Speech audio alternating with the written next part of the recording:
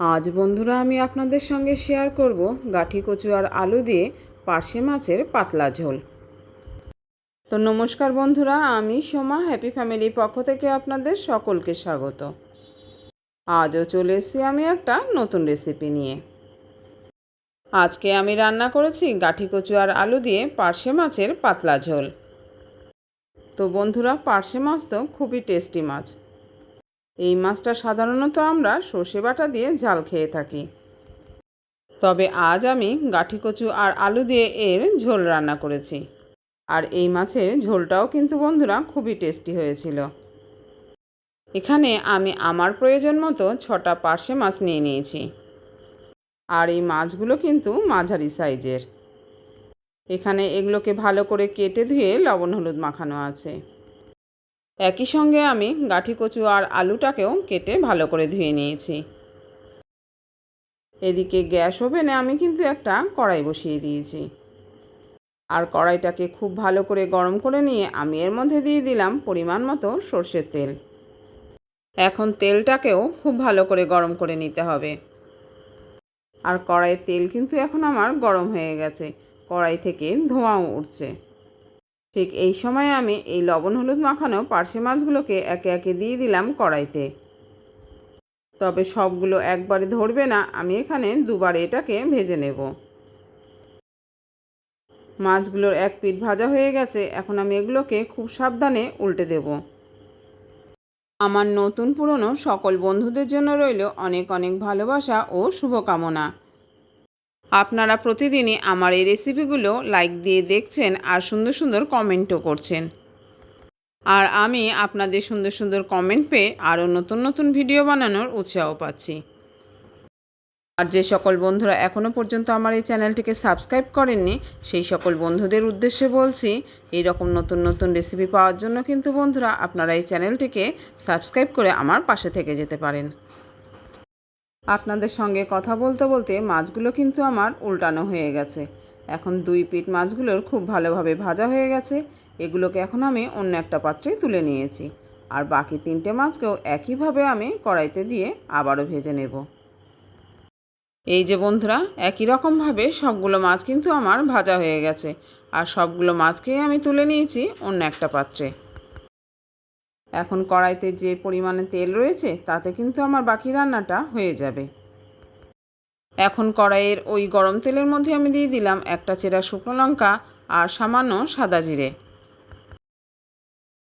জিরে আর শুকনো লঙ্কা দিয়ে একটু নেড়ে চেড়ে নিয়ে এখন আমি আলু ও গাঠি কচুটাকে ভেজে নেব। এই যে দেখুন বন্ধুরা, শুকনো লঙ্কা ও জিরেটা ভাজা হয়ে গেছে। এখন আমি এর মধ্যে দিয়ে দিলাম গাঠি কচু আর আলু। আলু আর গাঠি কচু দিয়ে এখন আমি এর মধ্যে দিয়ে দিলাম সামান্য পরিমাণে লবণ। এখন কিন্তু আমি হলুদ দেব না, শুধুমাত্র লবণ দিয়েই আলু ও গাঠি কচুটাকে ভেজে নেব। লবণ দেওয়ার পর একটু নেড়েচেড়ে নিয়ে আমি এখন কড়াইটাকে ঢেকে দিলাম। আর মাঝখানে দুবার কিন্তু আমি কড়াইয়ের ঢাকাটা খুলে এগুলোকে নেড়েচেড়ে দিয়েছি। এইভাবে যদি কোনো দিন পার্শে মাছের ঝোল না খেয়ে থাকেন বন্ধুরা, আমার অনুরোধ রইল এইভাবে একদিন পার্শে মাছ রান্না করে খেয়ে দেখবেন। আর এটা খেতে কিন্তু বন্ধুরা অসাধারণ হয়েছিল। এইভাবে একটু সময় এটাকে নেড়েচেড়ে নেওয়ার পর আলু আর কাঁচকলাটা কিন্তু খুব ভালোভাবে ভাজাও হয়ে গেছে আর সেদ্ধও হয়ে গেছে। এখন আমি এর মধ্যে দিয়ে দিলাম এই যে এখানে 2 চামচ মতো পেঁয়াজ আদা রসুনের পেস্ট রয়েছে সেটাকে। এখানে 4 চামচের 2 চামচ পেঁয়াজ আদা রসুন ও কাঁচা লঙ্কার পেস্ট ছিল, এটাকে এখন আমি কড়াইতে দিয়ে দিলাম। আর পেঁয়াজ আদা রসুনের পেস্টটা দেওয়ার পর এতটাই ধোঁয়া হচ্ছিল যে এর জন্য আমি কড়াইটাকে একটু ঢেকে দিয়েছিলাম। বেশি সময় নয়, মাত্র 4-5 সেকেন্ড। এবার কড়াইয়ের ঢাকাটা খুলে একটু নেড়েচেড়ে নিয়ে আমি এর মধ্যে দিয়ে দিলাম সামান্য পরিমাণে জল। সামান্য পরিমাণে জল দিয়ে এটাকে আবার একটু নেড়েচেড়ে দিলাম। এখন আমি এর মধ্যে দিয়ে দেবো গুঁড়ো মশলাগুলোকে। আর এই যে দেখুন বন্ধুরা, এই বাটির মধ্যে আমি 4 চামচের 1 চামচ করে ধনের গুঁড়ো, জিরের গুঁড়ো ও ঝাল লঙ্কার গুঁড়ো নিয়েছি। আর নিয়েছি পরিমাণ মতো হলুদ। এখন সব গুঁড়ো মশলাগুলোকে আমি কড়াইতে দিয়ে দিলাম। এবার এটাকে ভালো করে নেড়েচেড়ে নিয়ে কষিয়ে নিতে হবে। এখানে সব গুঁড়ো মশলাগুলো দিয়ে আলু আর গাঠি কচুটাকে খুব ভালো করে কষিয়ে নিলাম।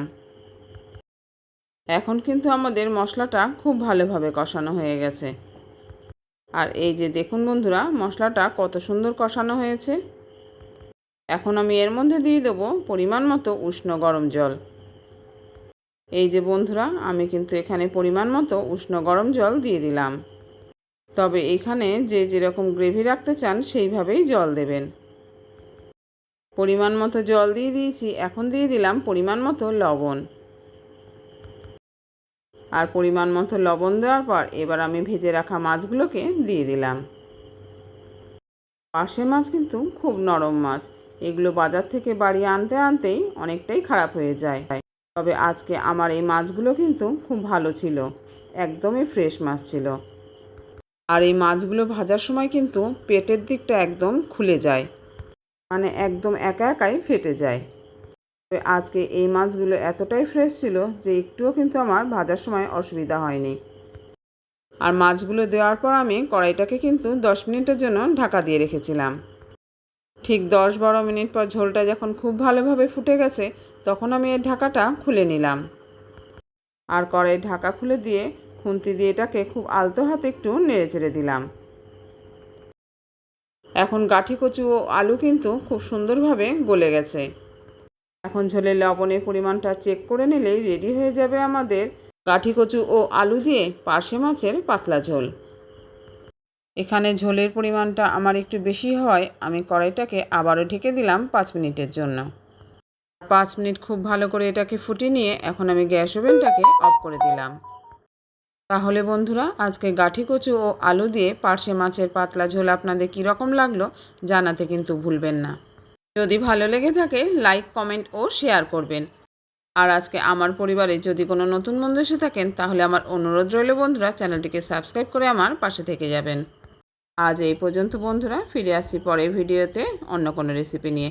আপনারা ভালো থাকবেন, সুস্থ থাকবেন আর এইভাবে আমার সঙ্গে থাকবেন। অনেক অনেক ধন্যবাদ।